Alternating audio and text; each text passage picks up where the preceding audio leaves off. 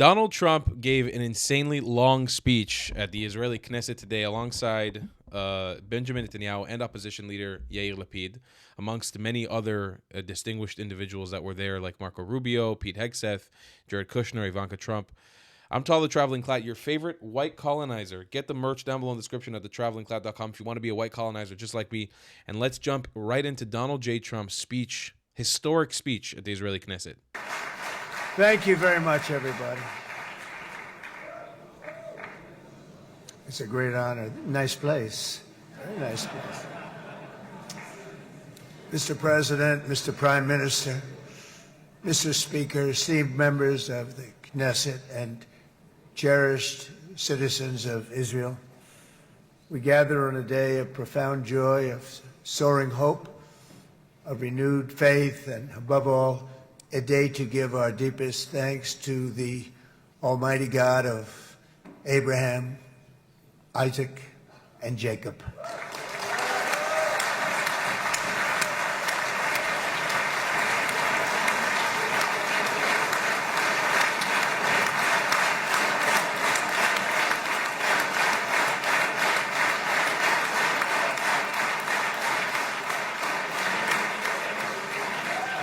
After 2 harrowing years in darkness and captivity, 20 courageous hostages are returning to the glorious embrace of their families, and it is glorious. 28 more precious loved ones are coming home at last to rest in this sacred soil for all of time. And after so many years of unceasing war and endless danger, today the skies are calm, the guns are silent, the sirens are still, and the sun rises on a holy land that is finally at peace, a land and a region that will live, God willing, in peace for all eternity.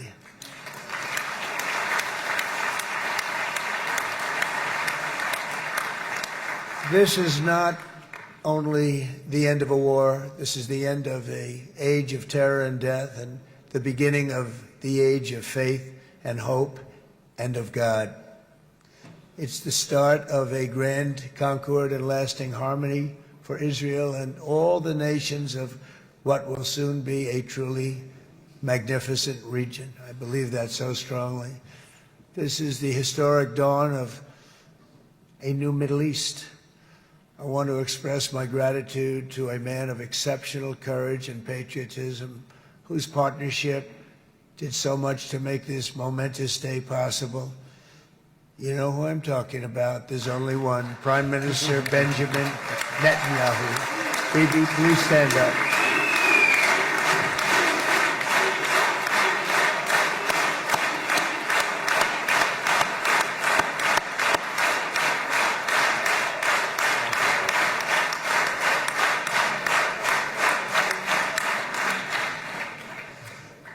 And he is not easy, I want to tell you. He's not the easiest guy to deal with, but that's what makes him great. That's what makes him great.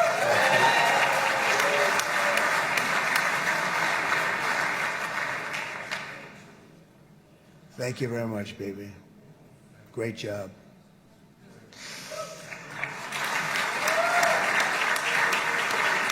And let me also convey my tremendous appreciation for all of the nations of the Arab and Muslim world that came together to press Hamas to set the hostages free and to send them home. We had a lot of help. We had a lot of help from a lot of people that you wouldn't suspect, and I want to thank them very much for that. It's an incredible triumph for Israel and the world to have all of these nations working together as partners in peace. And it's pretty unusual for you to see that, but it happened in this case. This was a very unusual point in time, a brilliant point in time. Generations from now, this will be remembered as the moment that everything began to change, and change very much for the better. Like the USA right now, it will be the golden age of Israel and the golden age of the Middle East. It's going to work together.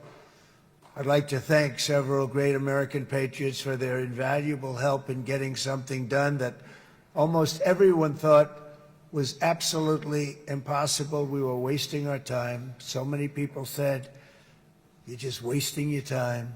But we weren't, because we had talented people working with us, and we had people that love your country, and frankly, people that love the region. They love the Middle East.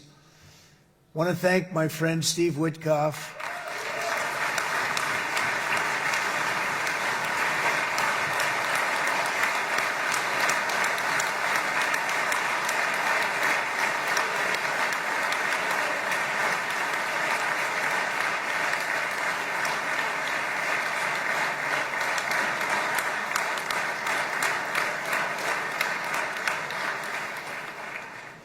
You know, Steve was chosen by me. He never did this before, but I knew him as a few things. He was a great businessman, but I know a lot of great businessmen, to be honest with you. He had tremendous negotiating skills, but I know a lot of people that negotiate pretty well, although it is an art. But there are people that can negotiate pretty well. But most importantly with Steve, he's just a great guy. Everybody loved him. Everybody. I mean, I know some negotiators that are so good, but you wouldn't have had peace in the Middle East. Would be in World War III right now with some of these guys. Everybody loves Steve, and they respect him, and they somehow can relate to him. I've known him for many years, and I've seen it over and over again. This is where two far left Knesset members, Please expel this Knesset member. Please an expel Arab this and a Knesset Jewish member. communist, Please expel Knesset member Kasif out of the hall. Please expel him immediately. he's the Jewish communist one.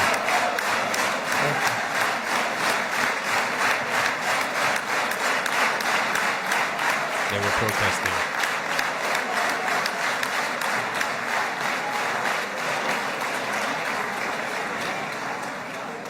Sorry for that, Mr. President.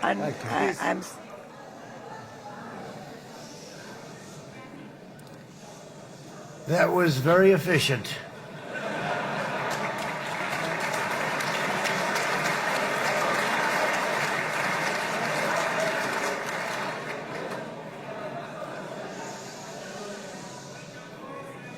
So back to Steve. He's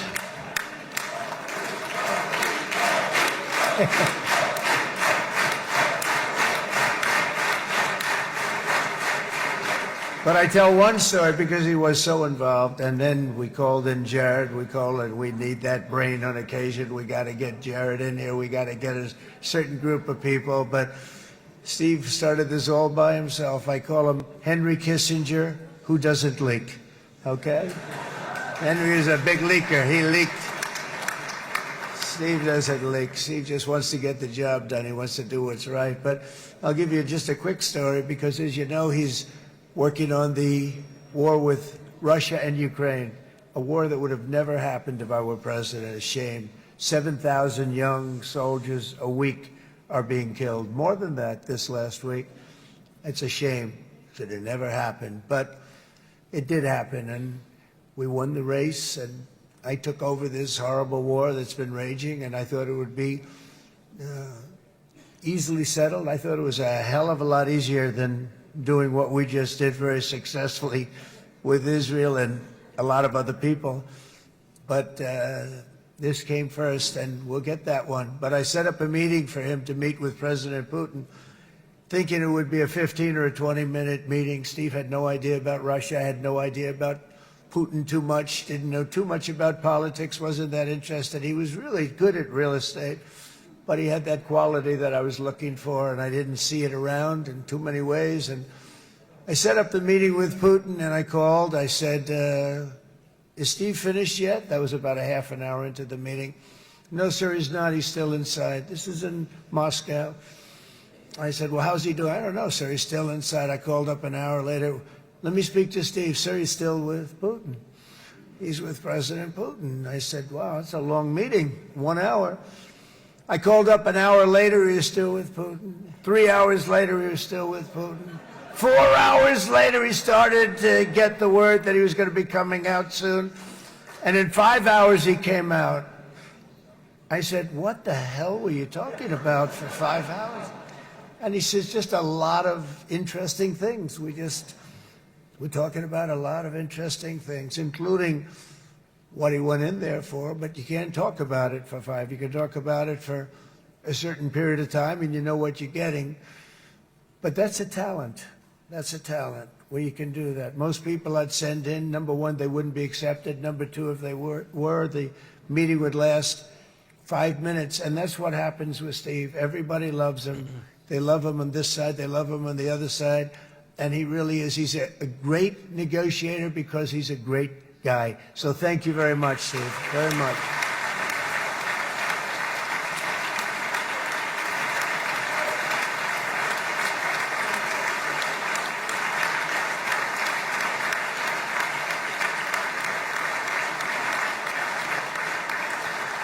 And let me also give a very special thanks to someone who truly loves Israel. In fact, loves it so much that my daughter converted.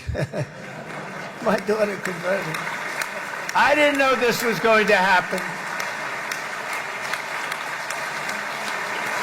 And Ivanka's here.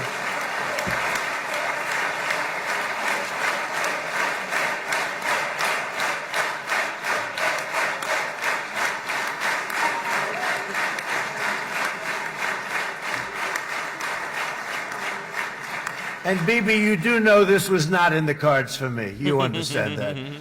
And she is so happy, and they are so happy. At least I think they're happy. If they're not, we have a big story, right?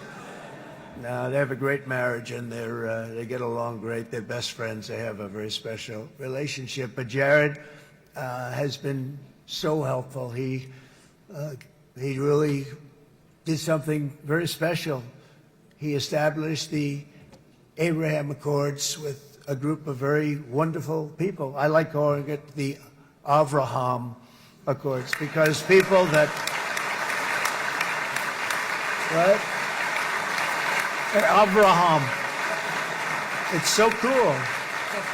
It's so much sort of nicer, you know, the Abraham versus the Avraham.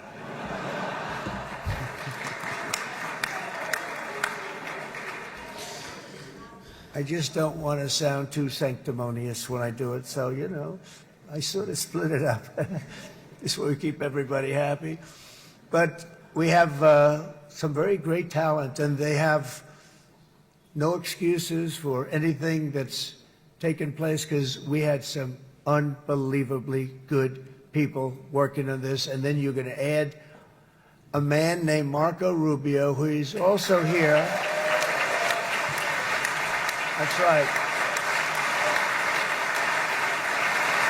His comments about Marco Rubio were hilarious, to say the least.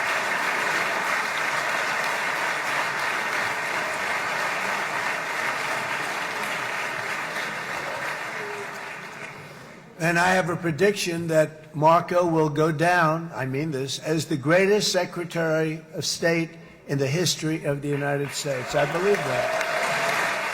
I believe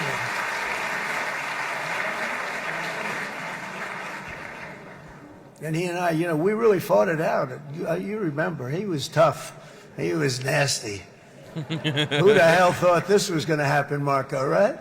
And now I'm saying he's going to go down as the greatest. He will. He was always smart and sharp, and people respect him.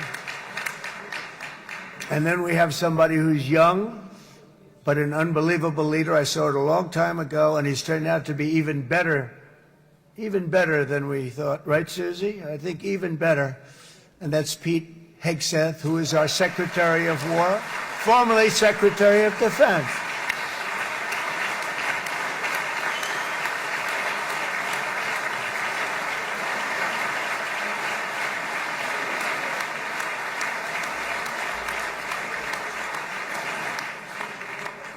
And as you know, we decisively won World War I. We decisively won World War II decisively. And everything in between, and everything before it. We won everything. And then they had the brilliant idea of changing the name from war, it was war, to defense.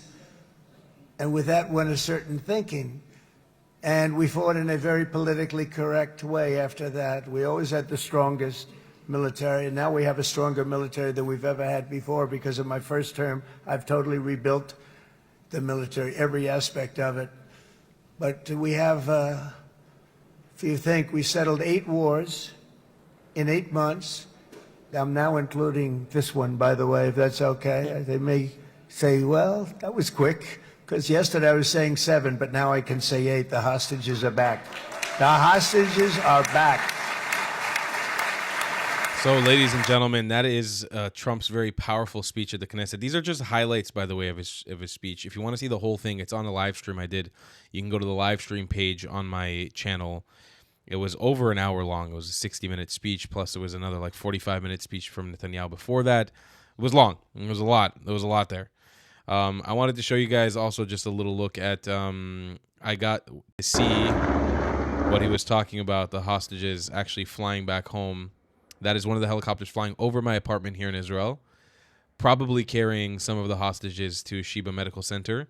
We got an update that all of the hostages here, I'll read it to you guys right now. I just got this while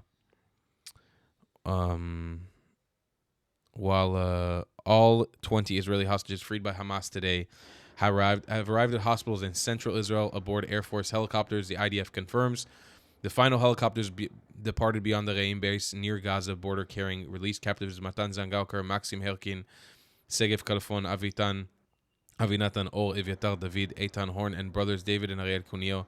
After landing, the free hostages were escorted to medical centers where they will reunite with additional family members and begin physical and emotional rehab following more than 2 years in Hamas captivity.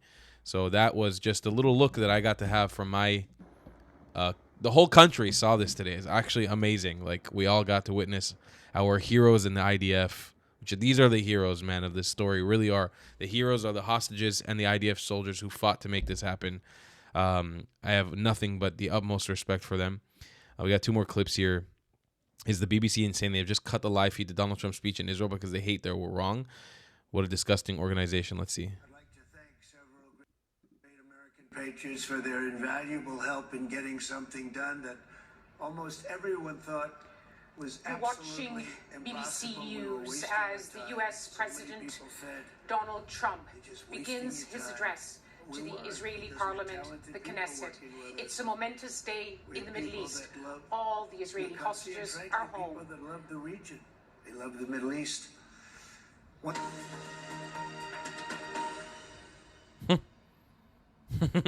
This will probably sound... Yeah, I'm sure there's something more important going on for the BBC to cover. I'm positive. It's just the only thing they've been talking about for 2 years. I'm sure that there was something more important for them to cover in that specific moment. All right, BBC, we got you. We see where you're at. I mean, we've always known, right? Must watch. I will get my life back thanks to you. One of them, Tamil is still held. His body is still held in Gaza. Later on, I was taken captive for 498 days, leaving my wife with just 2 girls. Up to then, she was pregnant in the bomb shelter for the whole period of time.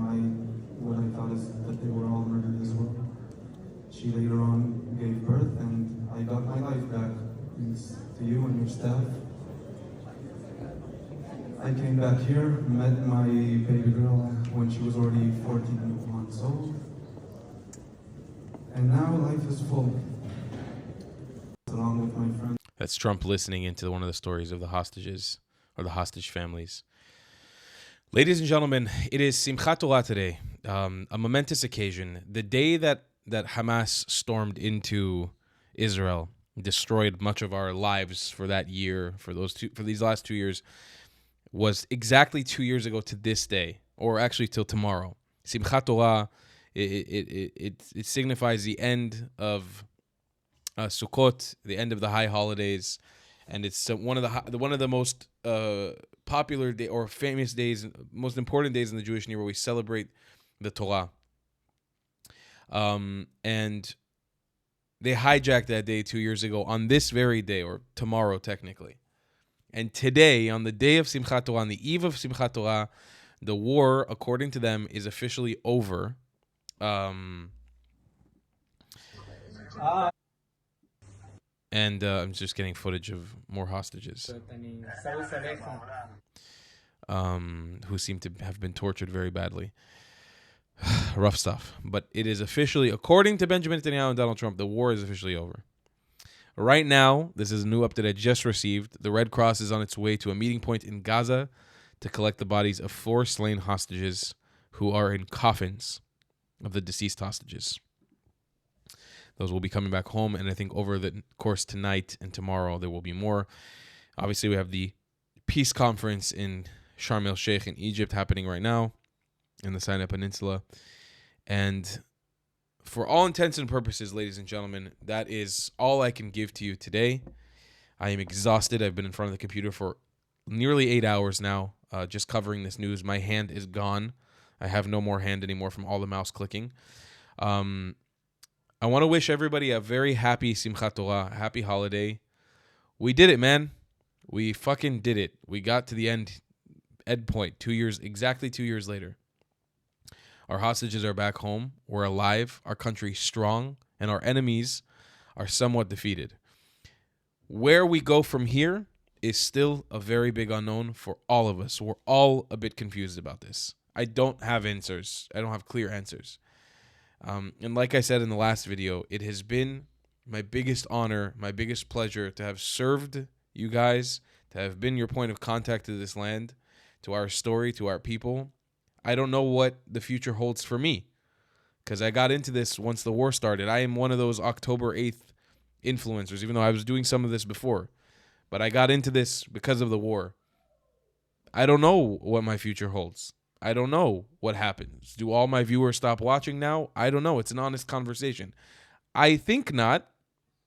I think we have a future, but I don't know. So regardless, while we're here at the peak of viewership and the peak of success on this channel, I want to say thank you to all of you for praying for Israel, for praying for the hostages, for praying for our soldiers, for physically donating your hard-earned money to our soldiers, to our country, through me, and obviously for supporting me and for coming here and being with me for the last 2 years.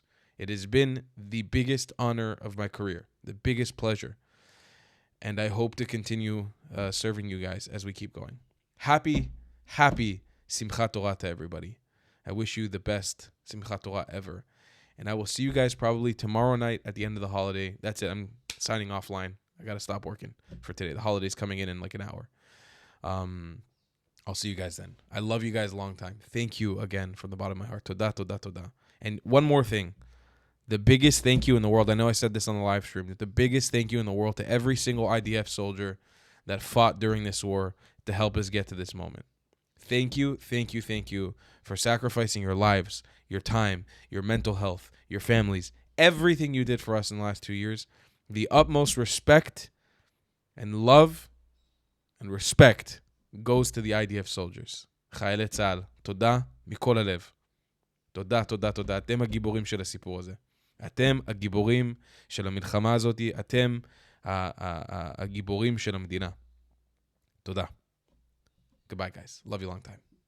You struggled with repping your Zionism in style? Well, boy, do I have a solution for you. Head to thetravelingclad.com and become a sweet Zionist prince or princess today. Or maybe even let the world know you're a white colonizer with matching hat. Tell the comment section you were thrown out of 109 countries by joining the 109 Club with a matching hat. They say it was promised to you 2,000 years ago? Double down and grab a shirt that was promised to you 3,000 years ago with a matching hat. Ever dreamed of Zionizing like me? Do it with a matching hat, damn it! Show off your Iraqi pride by being someone's back daddy, or showing them you were made in Iraq with a matching hat. It's time to laugh in the face of those who attack us, wear their hate with pride, and you become untouchable. TheTravelingClad.com. We got mugs, stickers, shirts, hoodies, and so much more. Go grab yourself something nice, Habibis and Habibtis. You deserve it. If you don't want to buy any merchandise, the best way to support me is by donating on Buy Me a Coffee, my PayPal, or becoming a member on my Patreon. Your support is very much needed and very much appreciated. Thank you.